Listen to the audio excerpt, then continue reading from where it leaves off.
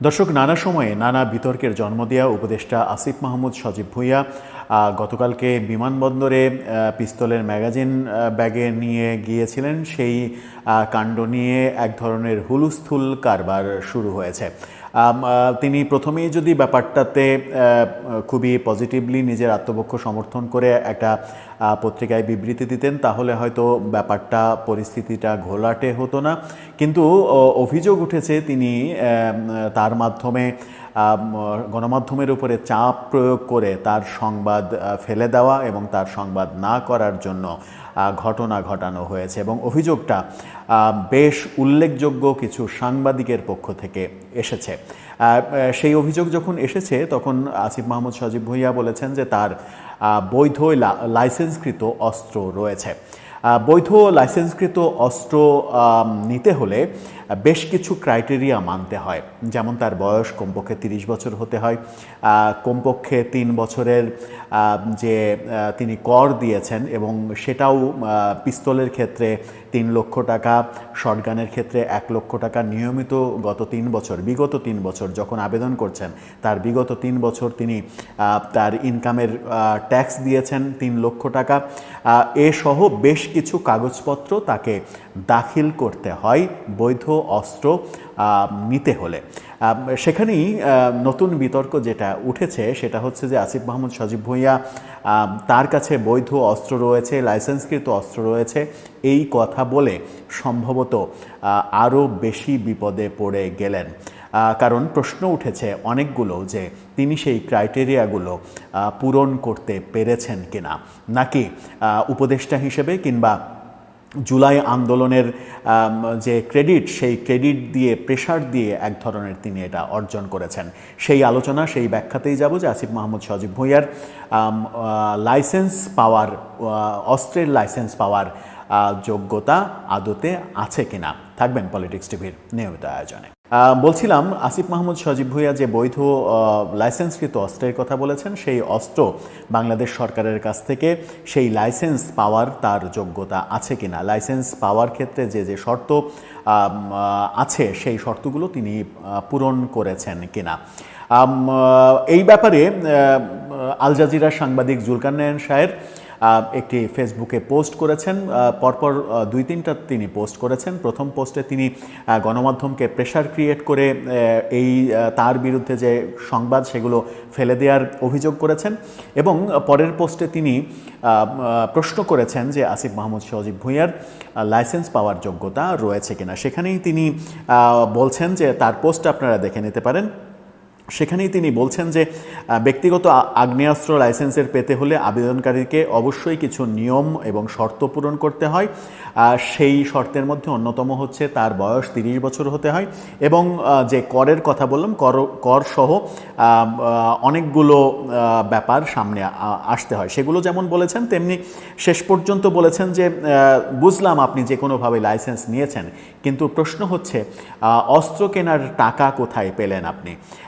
প্রশ্ন করা হচ্ছে যে মন্ত্রী পদমর্যাদা হবার কারণে আয়কর ক্লজ থেকে রেহাই যদি পেয়ে যান আপনি, তাহলে অস্ত্র কেনার টাকা কোথায় পাইলেন, কোথায় হইতে অস্ত্র কিনলেন, সেসবও একটু জানালে ভালো হয়। অর্থাৎ আসিফ মাহমুদ সজীব ভুঁইয়াকে তিনি বলেছেন সেই ব্যাপারগুলো স্পষ্ট যদি করা হয় তাহলে ব্যাপারটা জনগণের কাছে একেবারে খোলাসা হয়। এখন চলুন মূল যে আলোচনা সেটা হচ্ছে যে অস্ত্রের লাইসেন্স পেতে হলে কি কি ক্রাইটেরিয়া মেনটেন করতে হয়। সেখানে সরকারের যে বিধি, সেই বিধির কাগজটা আপনারা দেখে নিতে পারেন স্ক্রিনশটে। সেখানে পরিষ্কারভাবে বলা হচ্ছে আগ্নেয়াস্ত্র লাইসেন্স প্রাপ্তির জন্য আবেদনকারীকে বাংলাদেশের নাগরিক হতে হবে, এটা প্রথম শর্ত। দ্বিতীয় শর্ত হচ্ছে শারীরিক ও মানসিকভাবে সমর্থ 30 থেকে 70 বছর বয়সের কোনো উপযুক্ত যোগ্য ব্যক্তিকে তার আবেদনের পরিপ্রেক্ষিতে আগ্নেয়াস্ত্রের লাইসেন্স দেয়া যাবে। অর্থাৎ বয়স কমপক্ষে 30 হতে হবে, সর্বোচ্চ 70 হতে হবে, 70-এর পরে পাবে না এমনটা বলা হচ্ছে।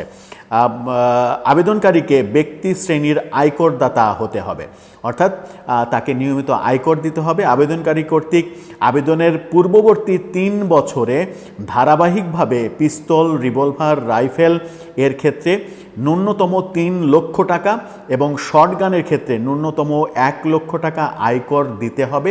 সেই প্রমাণ আবেদনকারী কর্তৃপক্ষ পরিশোধিত আয়করের প্রমাণ উল্লেখ সহ এনবিআরের যে সার্টিফিকেট সেই সার্টিফিকেট দাখিল করতে হবে। অর্থাৎ যখন আবেদন করছেন তার আগের 3 বছরে তিনি পিস্তলের লাইসেন্স যদি নেন তাহলে 3 লক্ষ টাকা করে কর দিয়েছেন, আয়কর দিয়েছেন, ইনকাম না।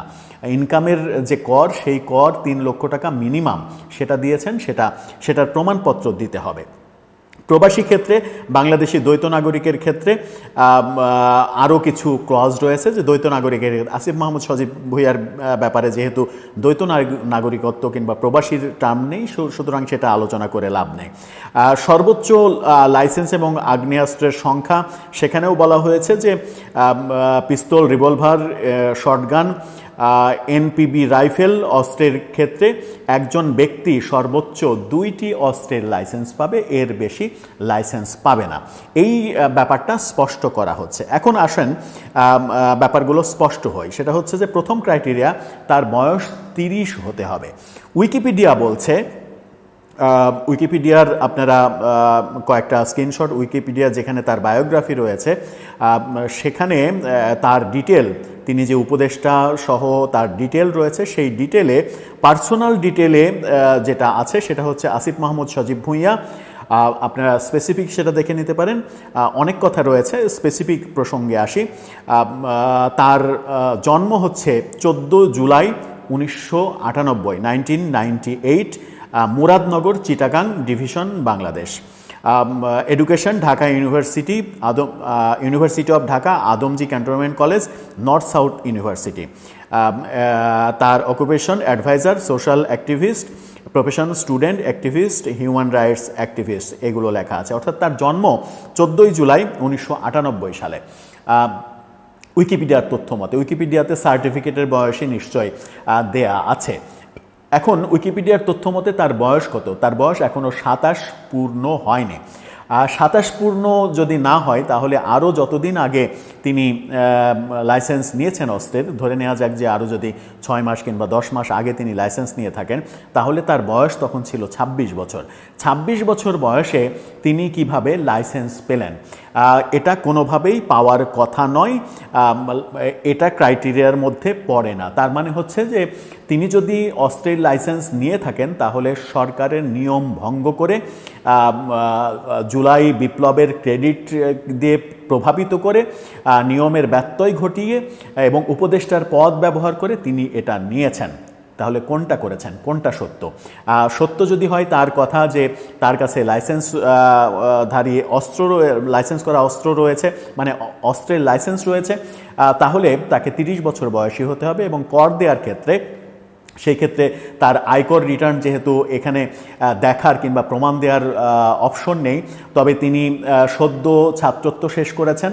সেই সদ্য ছাত্রত্ব শেষ করা আসিফ মাহমুদ সজীব ভুঁইয়া নিজের নামে 2024 সালের আগের যে 3 বছর, অর্থাৎ 21, 22, 23 কিংবা 22, 23, 24, এই 3 বছর 3 লক্ষ টাকার অধিক, মিনিমাম 3 লক্ষ টাকা কর দিয়েছেন।